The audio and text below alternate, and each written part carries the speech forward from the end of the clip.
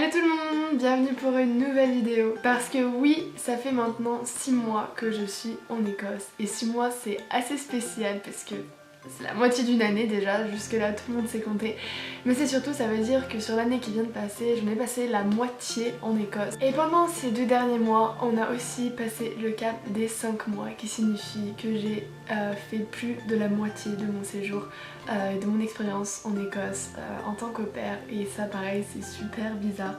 Donc voilà, aujourd'hui on se retrouve pour ce petit récap, un récap des 2 mois qui sont passés.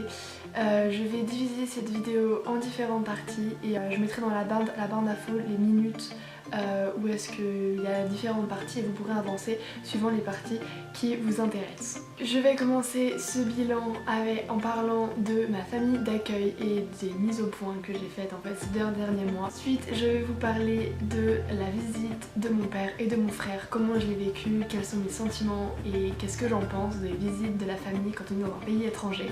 Et en troisième, je vais vous parler de ma vie sociale ici en Écosse qui a grandement évolué, qui n'a rien à voir avant décembre. Et pour finir, je vous montrerai quelques images de ces 2 derniers mois, les endroits que j'ai visités, les choses que j'ai faites, où est-ce que je suis allée, etc. J'espère que ça va vous plaire et je vous laisse avec la suite.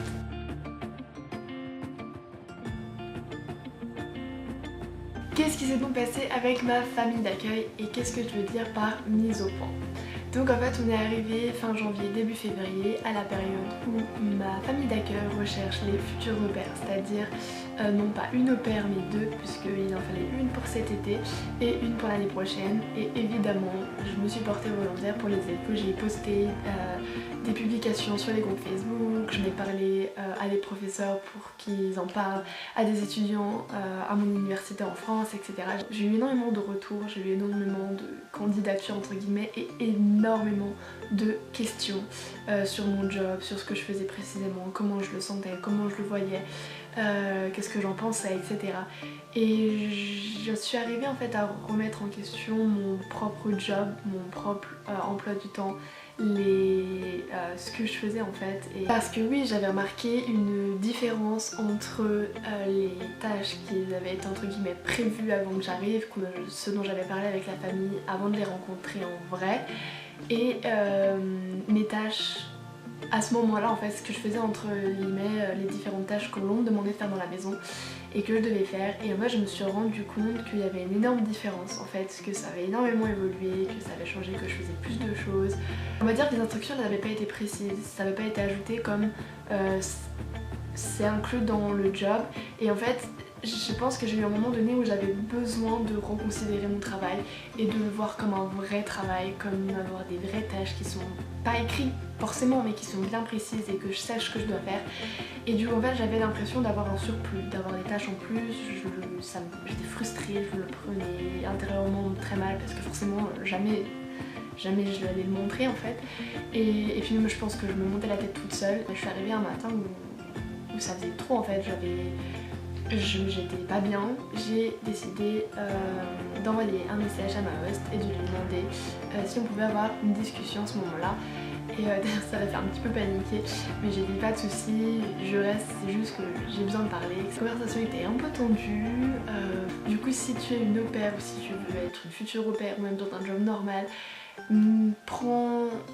si quelque chose se passe mal, si tu es frustré, certes prends des pincettes mais il faut en parler parce que je sais très bien que j'aurais pas pu continuer comme ça, que j'aurais été mal et c'est juste du temps gâché, perdu. Du fait de parler de ça avec ma famille, avec ma host et d'avoir précisément les tâches que je devais faire et de faire cette mise au point en fait à la moitié de mon séjour, ça m'a vraiment aidée et ça n'a pas du tout détérioré la relation que j'ai avec eux et voilà, on a pu continuer tranquillement. Deuxièmement, la visite de mon père et de mon frère en Écosse. Donc je vous mettrai à la fin pareil les images des road trips qu'on a fait, que ce soit pour aller à Oban ou pour aller à l'île de Skye. Et entre guillemets leur séjour se divisait en 2 parties. Les parties qui faisaient sans moi parce que je travaillais et où j'étais prise, et les parties avec moi. Et ils ont rencontré mes hosts. Quand je suis arrivée ici, je ne connaissais personne. C'était un départ à zéro, je repartais de rien. Et c'est-à-dire que j'ai maintenant une vie ici avec une autre famille, avec des autres amis, une autre langue, un autre emploi du temps, des autres connaissances, etc., un autre rythme. Et c'est quand même différent, ça n'a rien à voir de mon emploi du temps en France. Et du coup c'est deux bulles complètement différentes, c'est deux mondes complètement différents. Et le fait que mon père et mon frère viennent en Écosse, ça a un petit peu en fait casser ces bulles et en même temps créer un lien entre elles. Du coup ça m'a fait très bizarre, enfin très bizarre, ça dépend, je me suis habituée très vite à leur présence.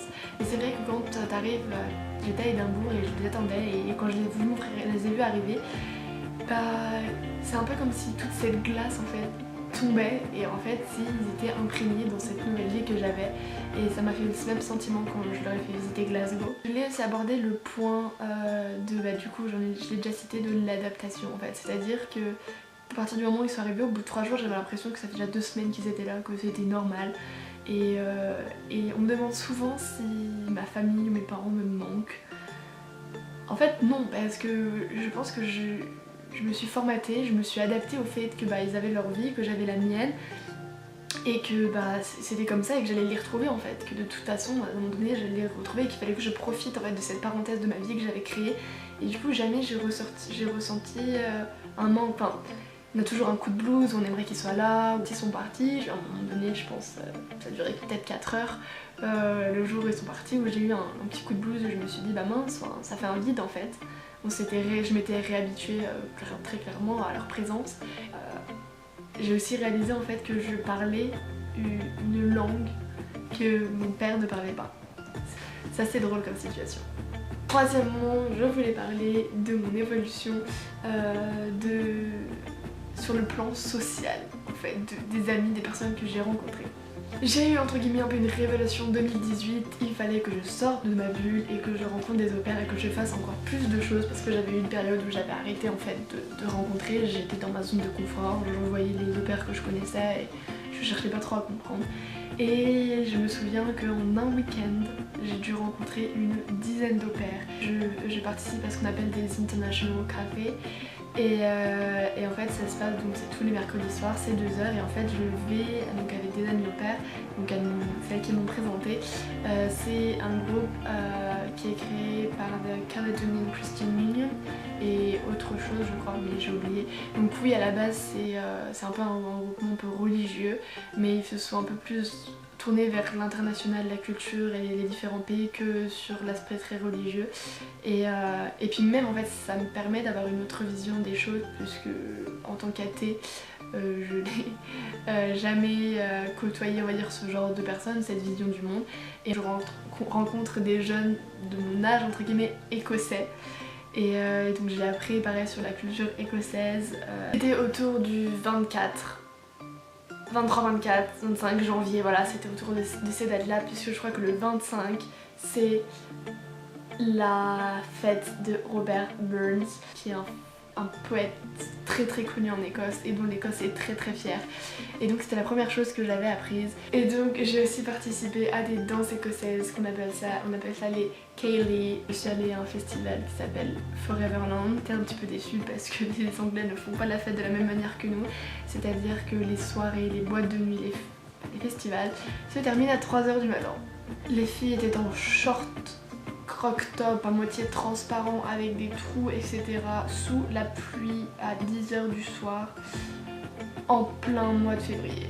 Ça nous dépasse en fait ce concept qu'ont les Anglais, les Écossais Les Écossais, je pense que c'est principalement les Écossais, mais voilà, les filles elles sont en robe et elles portent même pas de veste. Plus je rencontre de gens, plus je découvre de choses, plus je m'ouvre et plus je fais de choses différentes, et ce qui fait que je vais pouvoir vous mettre plein d'images après qui vont vous récapituler tout ce que j'ai fait, avec qui je l'ai fait, etc. Et j'espère que ça va vous plaire. Je vous laisse avec la suite, moi je vous fais plein de gros bisous. Ciao.